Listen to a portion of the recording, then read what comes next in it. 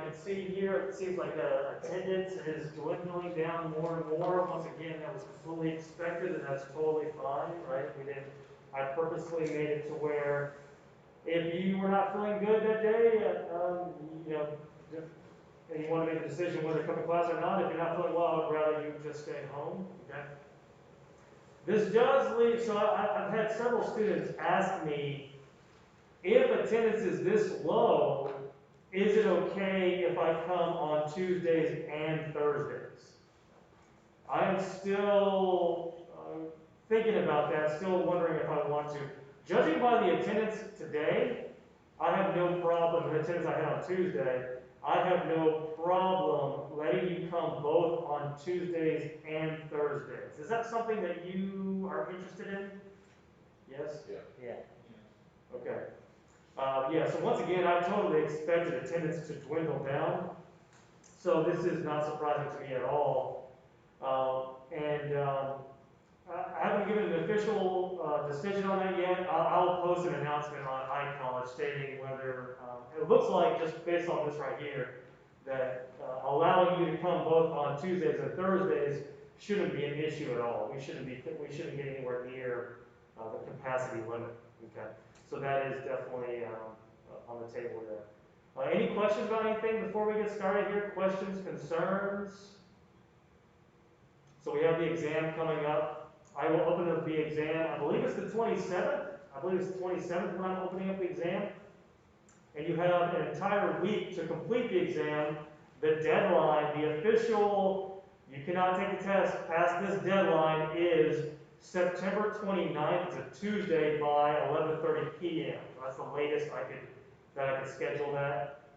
So, although once again, I want to stress the importance of not waiting till the last minute to take your exam. So if you take your exam, you're not taking it at 11 o'clock and your Wi-Fi goes out, that's on you, right? There's no excuses there, right? So I highly recommend that you take it, you don't wait till the last minute, just because, you know, that's when all the computer issues start happening, that's when Wi-Fi starts going out, so that will not be an excuse. And considering there's only 3 exams, there's only 3 grades in this class, it is very important that you take the exam seriously. 50 questions, or 45 to 50 questions for exam 1. It's all on the first 5 chapters that we have reviewed. Off the top of my head, it is the invention of cinema, the expansion of cinema, national cinemas, and then today Germany in the 1920s, and then Soviet montage. Those are the 5 chapters that will be on exam 1. Once you're done with exam 1, we'll move on. So exam 2 will not be on those first 5 chapters, it'll be on the next 5 chapters. See how that works? Questions? Got anything? Let me ask you this. Have you been watching the lectures on YouTube? Have you been doing that? Who has done that so far? Has anyone done that? How is it? Do you find it helpful? Do you find it hard to hear? It's helpful. It's just, hard to see the screen because it's so far away, but other than that, it's fine. Okay, yeah, because I went back and I watched a couple of them, although it's very painful to watch me teach. But I did watch a little bit of it, and to me it seems like it's kind of hard to hear me because for a number of reasons. I'm wearing a mask, obviously, but then also my computer was relatively far away, so I moved it a little closer, so hopefully that will help with the volume a little bit. But once again, if attendance is going to be like this on Tuesdays and Thursdays, Tuesday was a little bit larger, but not much larger in terms of attendance. If that's the case, then I might just let you come along with both Tuesdays and Thursdays. I don't see that being a problem, which would benefit you. Right? Everybody doing good otherwise? Excellent. All right, so let's go and start off with our warm-up question here. Our warm-up question is, what is your favorite restaurant, place to eat? What is your favorite restaurant or place to eat? It doesn't have to be a fancy restaurant. You can say McDonald's, right? Mickey D's, that's what I call it. I don't call it D's. What's your favorite restaurant? For me, mine's simple, and I plan on going there today, and I'm pretty excited about that. My favorite place is in the Peachtree Mall in downtown, Viva by Camille. Has anyone heard of that place? It's a Mediterranean place in downtown. Probably my favorite place in the world. But I really enjoy it. It's a Mediterranean place. I usually get the chicken shawarma with some maybe like with a side of falafels, right? Always delicious. I'm excited about it. They have this really good sauce as well. What about you? What's your favorite restaurant and/or place to eat? We'll start over here. Melting pot. The Melting Pot. Where is the Melting Pot? Tell me about the Melting Pot. There's several locations in the Atlanta area. There's one in Midtown, there's one in Kennesaw, there's one I think in Duluth, and one in Roswell. What would you say the Melting Pot is known for? What type of food are they known for? Fondue. Was that Fondue. fondue? Interesting. All kinds of fondues like cheeses. You get a cheese appetizer. Once again, I'm lactose intolerant because I can't have the cheese. Then salad, then your dinner course, which is raw meats that you cook in a broth or oil, depending on which style you order, and then a chocolate fondue dessert. Sounds good. Chocolate fondue. What else? What else is your favorite restaurant? Waffle House? Waffle House is your favorite restaurant. Do you go just the one down here or there by the? No. It's only because it's the only thing that's open when I get off work. Okay. What are we talking about? What time are we talking about here for Waffle House? Like 11:30 is when I get off. What do we usually order? When I say we, I mean we, like me and you. Like Usually cheesesteak, man. a cheesesteak. That's what I usually order. You also get a cheesesteak though. Maybe you guys can go out for cheesesteaks, right? Order the double. Say, can we get a double? And the And chocolate of course, I'll know what you're talking about, right? A cheesesteak for each one of you, right? Do you usually go for the beef, or do you get a chicken cheesesteak? I know that's. How about with the beef? What about a hot sauce? You ever put a hot sauce on the side? No, No hot sauce. no. What about some cherry covers? That'll turn my stomach. They don't have those at Waffle House. They don't have those Waffle House? Um, What else? What's our favorite restaurant or place to eat? Anybody else? Yes, in the back. Whataburger. Whataburger. Interesting. Tell me about Whataburger. What do you enjoy about the Whataburger? They have really good burgers there. Yeah. Do they have? I didn't realize they had Whataburgers in Atlanta. Is that Yeah. it? Yeah. It's like Thomasville. Where is it at? Thomasville is like down south of Atlanta. Oh, you have to travel a little bit. Is that where you live, or is that where your family lives? That's where some family lives. When we visit there, we always eat at Whataburger. Yeah. What is your go-to order there? Some mushroom and Swiss burgers. Mushroom and Swiss. Sounds good. All right, with some mayonnaise. No mayonnaise? What about like an extra side of mayonnaise to dip it? Does that sound horrible? Yes. That does sound a little horrible, doesn't it? Right? Just some extra mayonnaise and just to pour on the top of the burger. Doesn't sound good. All right. Anybody else? Favorite restaurant? Place to eat? All right. So let's go ahead and get started here. Let's talk about, describe the impact of World War I on Germany during this time. So we're talking about the 1920s here. Right? So describe we're talking about the end of World War I. Describe the impact on Germany during this time period. Yes?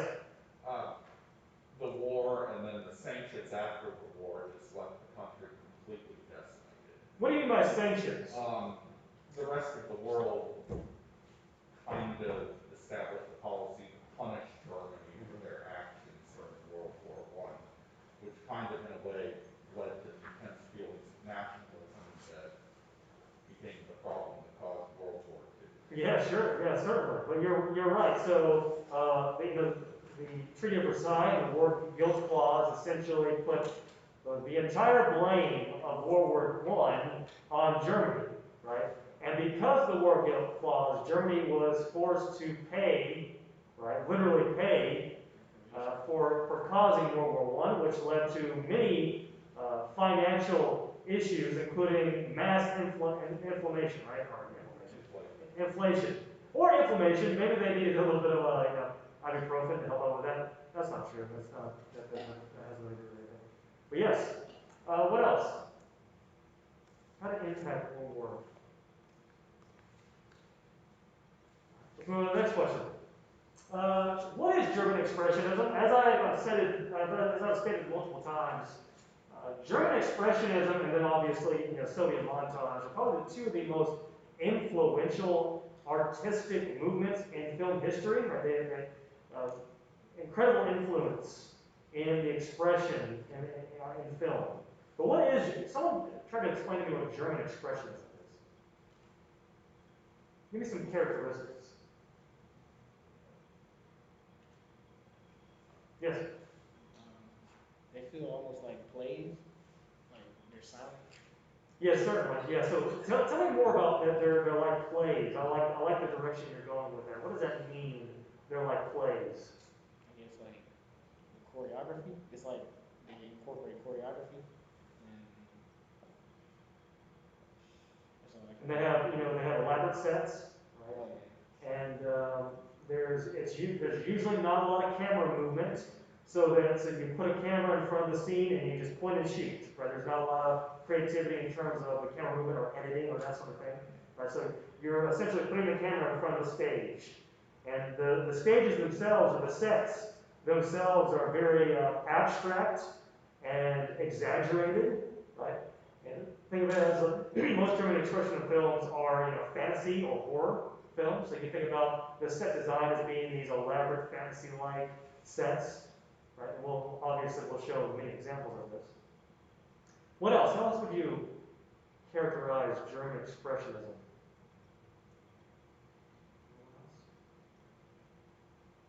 We'll obviously talk a good deal about it, but a couple of things that are important to bring up with the German expressionism is the use of effects lighting, right? Exaggerated acting, right? Elaborate costumes, repetitive shapes. Obviously, a lot of shadows and that sort of thing. Horror, the horror genre is heavily inspired by German expressionism. Film noir, which we'll talk about later on, was heavily inspired by German expressionism. Yeah, I sort of talked about that, and I also actually answered the next question too. What contemporary film genres? So contemporary film genres, the fantasy genre, the horror genre, heavily inspired by German expressionism. This is what I want to do. I'm going to show a clip from Nosferatu. Who's familiar with Nosferatu? Right, the very first vampire film, or one of the very first vampire films. I'm going to show an extended scene from this film. We'll watch it, and then I want you to put on your film analysis caps on, right? You don't have to have a natural cap.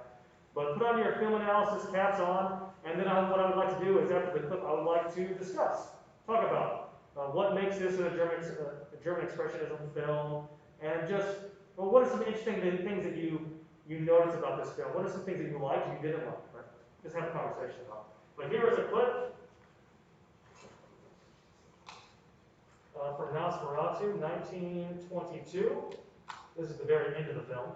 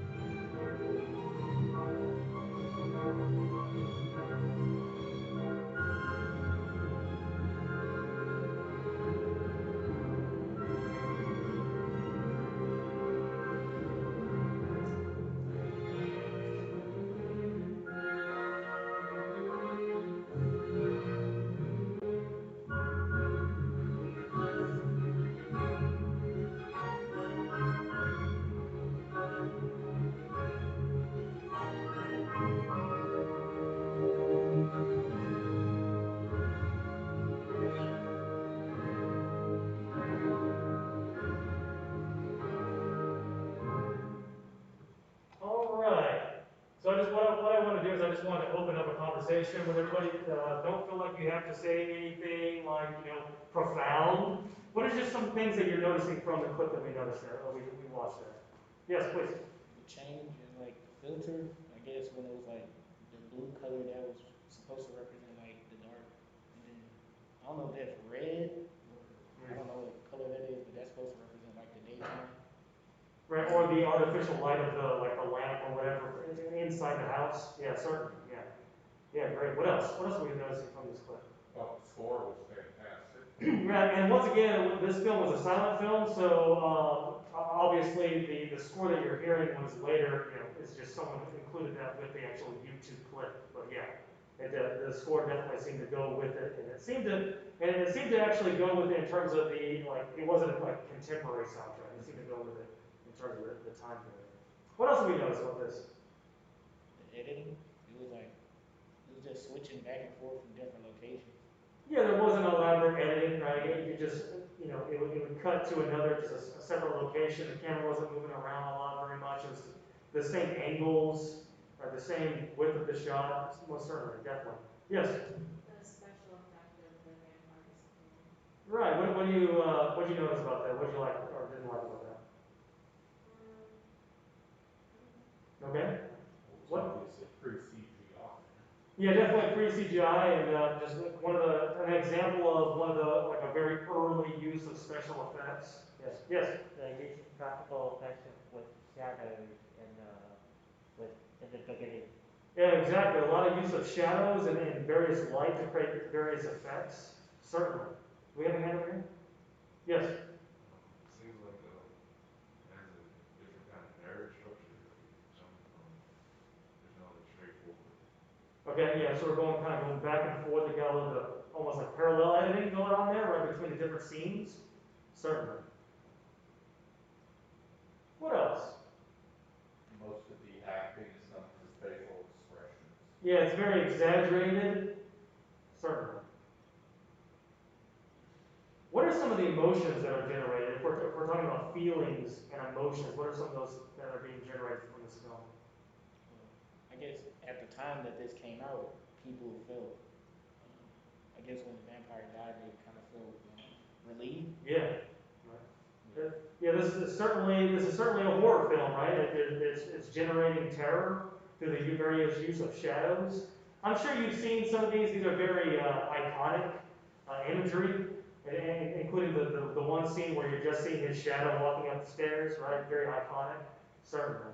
So a lot of experimentation with different lighting systems and different effects that you can generate just by changing the lights and focusing on different things, certainly.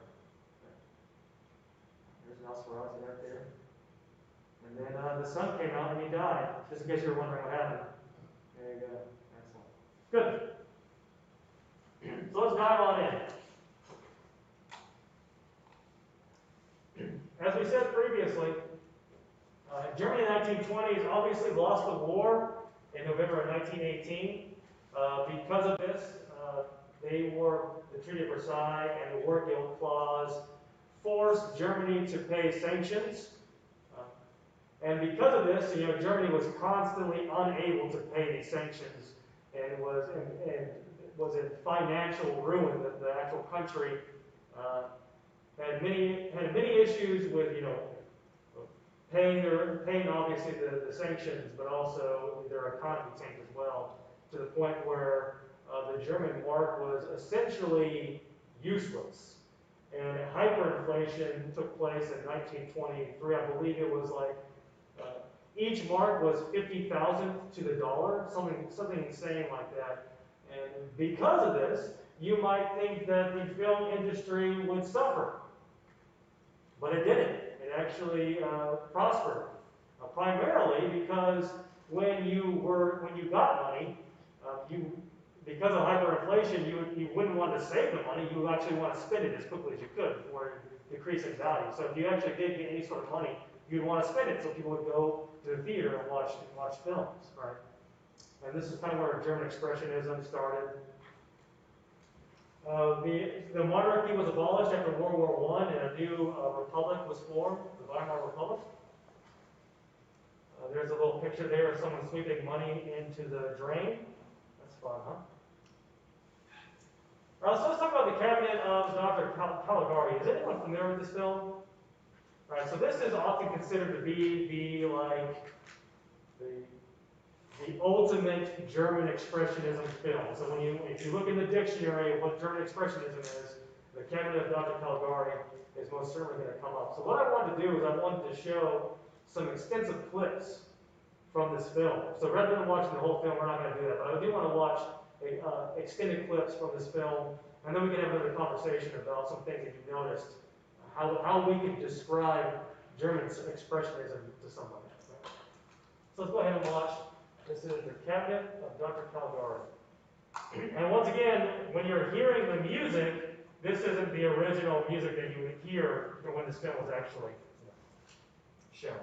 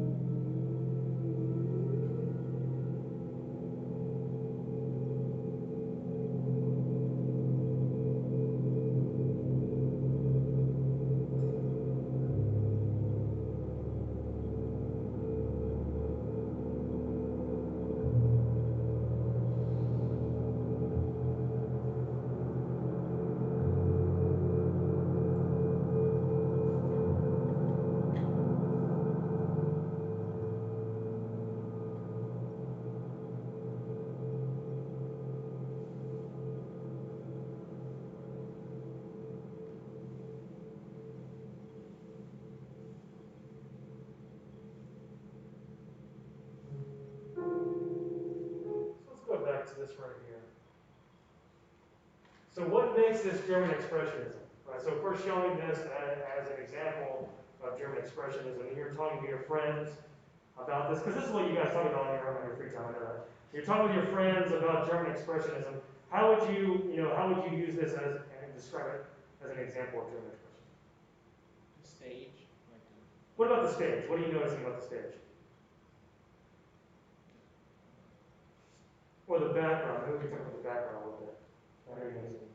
Intricate, very detailed as well as the shadow didn't like how the setting is compared to comparison.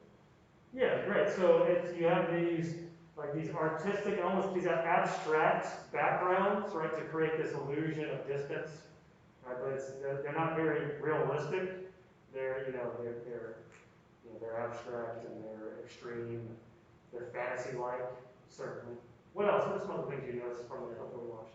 Yes, sir. Rendition can focus on the faces of the character. Yeah, there's a lot of focus on facial expressions, and many of the facial expressions in the acting is exaggerated. Certainly. What else? Very interesting costumes, like elaborate costumes, the repeating of shapes. Yes. I think it's a unique use of color. Yeah. So the tinting, right, and to indicate different things. Sure. What else? Yes. Even on a full frame shot like the one that's paused, there's this curtaining effect around it. Right, so yeah, exactly. So we're talking like a different kind of framing style, a different set of editing style, almost like a practical effect in terms of editing. Yeah. Great. Let's watch another clip from the same movie. So we're gonna fast forward here. Where is it? Here it is.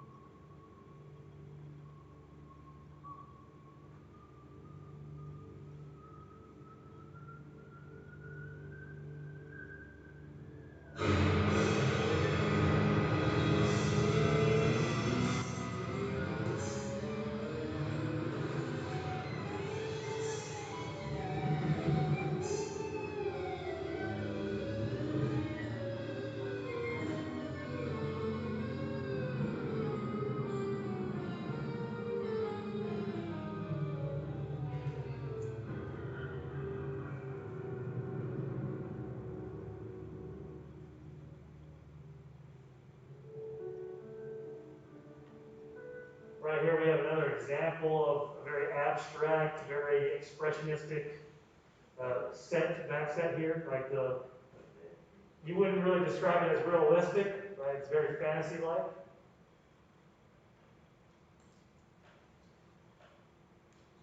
I wonder if we can find the clip or just move on.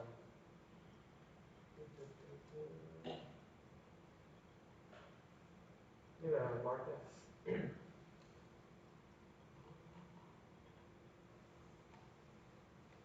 38.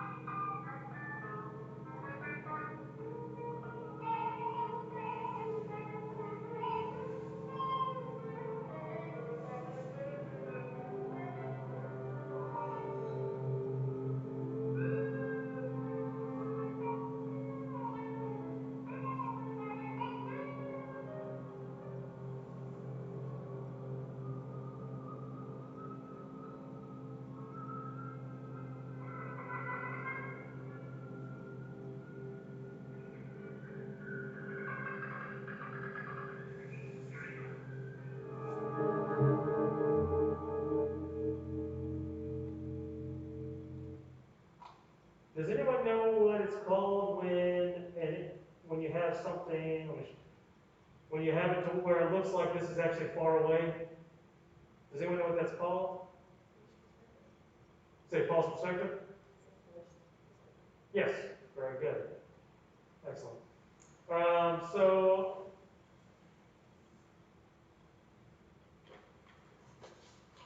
let me show you some contemporary examples, or how German Expressionism influenced cinema beyond the 1920s. Here is a clip from Bride of Frankenstein, 1935.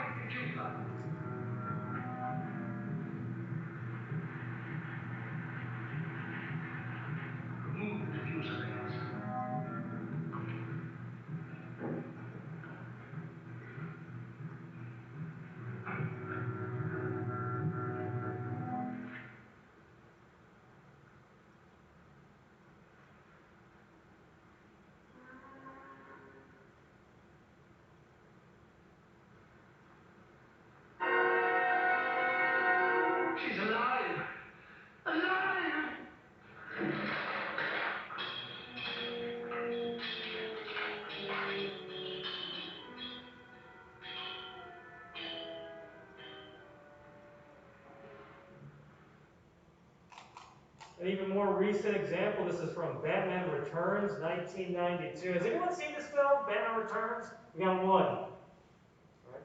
Before The Dark Knight. Let's move on. All right, so this is from Batman Returns, 1992. I'm no cat. I'm just an assistant. A secretary. Very good. Too good? Listen, it's our secret. Honest. How can you be so mean to someone so meaningless? It's our plan. It's my base. It's what I leave behind. The chip. Nothing. Let's prevent that. Okay. Go ahead. Intimidate me. Bully me if it makes you feel big. I mean, it's not like you can just kill me. Actually, it's a lot like that.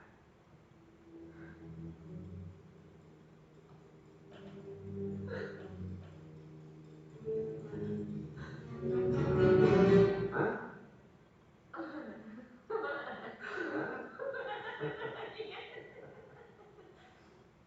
You're more excited than you really frightened me.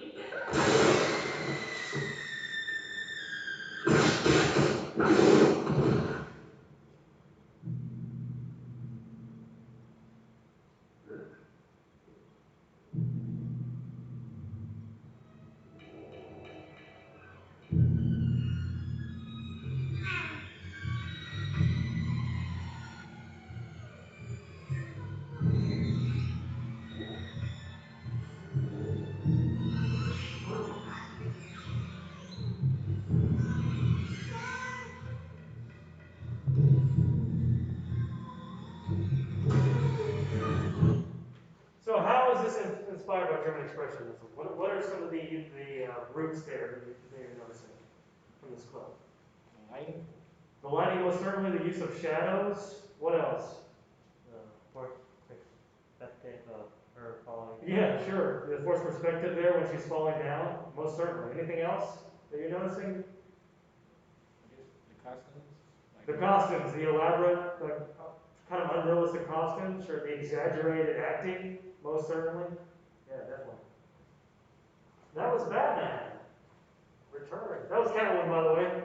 That's how she becomes Catwoman, just in case you wonder. A little superhero history lesson for you. Moving on.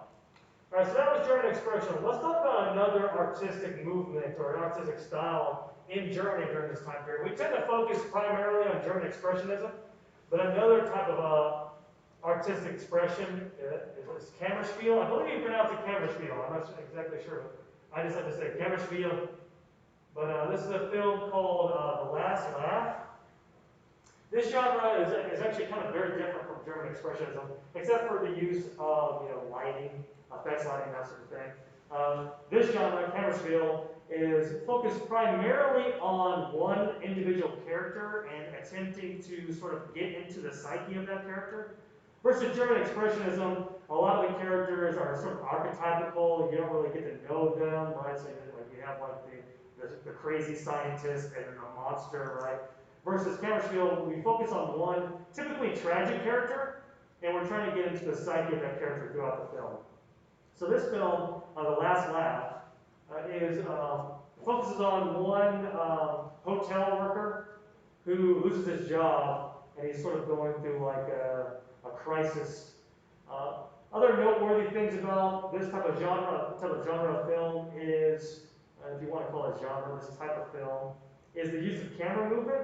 There's a lot of experimentation with what the camera can do itself and how it can convey different emotions and feelings other than just the performance of the actor. Kammerspiel also focuses on sort of like urban modality versus German Expressionism, which obviously focuses on fantasy and or the past, that sort of thing, fantasy elements. So here's an extended scene from The Last Laugh, and then we can talk about what separates these two types of artistic expression. But this is the last one.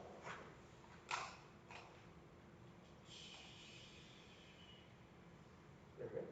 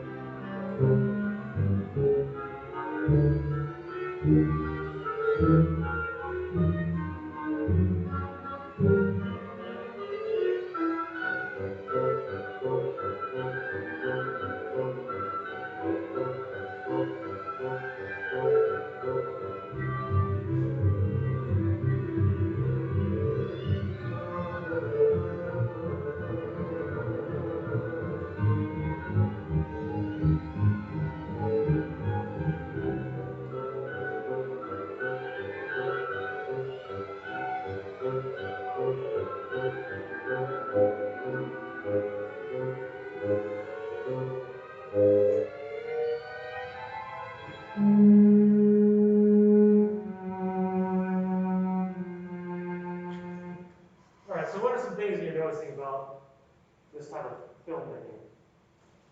A lot more movement in the camera with the first spin, the pan out from the truck. Yeah, there's definitely a lot more experimentation with what the camera can do, the type of emotions and feelings that the movement of the camera can create, right? Versus just pointing a camera and then shooting, we're experimenting with what the camera can actually do. Yes? They were also using the fog in this time to sort of transition to the next scene. Yeah, there was definitely some creative use of transition and edits, right? So, some overlaying of various films, scripts in order to create this sort of that transitions, right? There was a couple of superimposed where you had him when he was dreaming about working at the hotel, right? And had like a little superimposing image over him thinking about it. Right, so you're seeing a lot of creativity, a lot of special effects being used. You mentioned the dolly shot, right, from the brass instrument all the way up to the window. What is this conveying?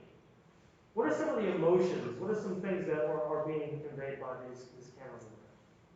The sound coming from the trumpet to his ear to the Yeah, it could be that. Yeah, certainly. It could represent the sound from the actual instrument to his instrument, and how it's how that music is flowing to him. Certainly. What else? What are some things that just the use of the camera is conveying? The androgynous when he's moving back left and right from the outside of his view from a third person to a first person perspective of the room flowing around. Right. Exactly. Because Yes. he was drunk. So Yeah. So more practically speaking, more generally speaking, it's showing his drunken stupor, right? Well, and not just that, but his crisis that he's going for, this metaphorical crisis that he's going through. Certainly. Yes. It seemed at one point in the dream sequence to be going in and out from a first-person perspective, Right. like what he sees versus what the general scene is. Right. And these are messages that are being conveyed that could not have been conveyed this way previously without this experimentation with the art form of film. Rather than just pointing and shooting, we're superimposing images to represent him daydreaming. We're showing the camera circling around him to show his drunken stupor, right? So we're conveying messages that normally we couldn't convey with it previously. So we're starting to see this experimentation, that we're starting to see film being an art form, an artistic expression. Anything else that we noticed from these? Let's sum up. How would you describe the differences between Kammerspiel and German Expressionism? What are the key differences? camera movement. Say again? Camera movement. A lot more camera movement and special effects. Well, definitely a lot more camera effect in Kammerspiel. What else? In the genre. I don't know what this genre is, but it seems like comedy or something like that. Yeah, so it's more like a dark comedy, like tragic. It's like tragic, and psychological crisis. Usually ends tragically, right? It usually deals with a citizen, a German, who is going through a hard time. Yes. Yeah, that's like it seems more comedic, like music is being used. Right. So if we want to talk about German Expressionism as fantasy and horror versus this dark comedy, right? What else? What are some key differences? Yes. I guess more character development for an individual. Most certainly. We're focusing on one primary character in these types of films. Yeah, the camera story. Yes.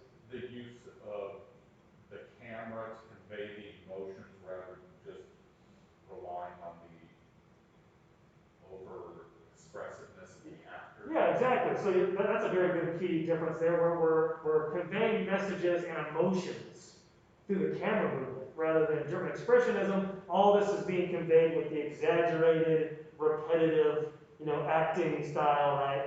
And the elaborate costumes. Both obviously have their artistic merits, but they're, drastically different from each other. And then in Countersville, it's more like a modern setting. Yes. Also, add on to that, like the sets being realistic and not like faded or like like created for that exact movie or film. Yeah, well, certainly. Right. So in this example, what we're seeing like is actually shot on location in an urban environment versus German Expressionism, which is usually like a fantasy setting. Well, certainly. If we want to do a little bit of film analysis, when we interpret The Last Laugh, obviously we put it in its historical context. And why this film is so meaningful, because you have this character who had a very prestigious job. He loved his job. It was a steady job, and then he lost it. And now he's in this crisis mode where he doesn't have a job. He's a drunk, right? He's lost that prestige. And if we want to make a historical connection, I mean, it represents Germany during this time. Once very prestigious, once very powerful, once very economically sound, all of a sudden is in this this metaphorical drunken stupor. Right? It sort of indicates the psyche of the German people during this time. Most certainly.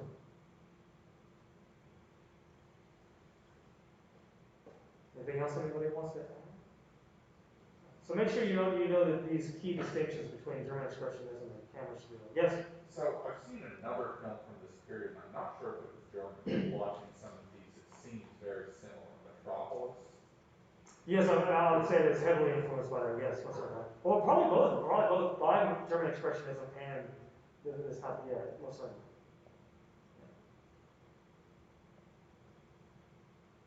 German Expressionism had a very short popularity in Germany itself around the 1920s, and then sort of died off in popularity. And then obviously when World War II came, when Hitler rose to power, there was a lot more control on what could actually be shown. But German Expressionism has had a huge influence on film from here on out. All right. That is all that I have for today. Questions, concerns, comments? All right. I'll send an announcement on before Tuesday whether I'll be opening it up to everybody to come on both Tuesdays and Thursdays. But make sure you're constantly checking on Canvas or iPod, as I said. And I will see you next time.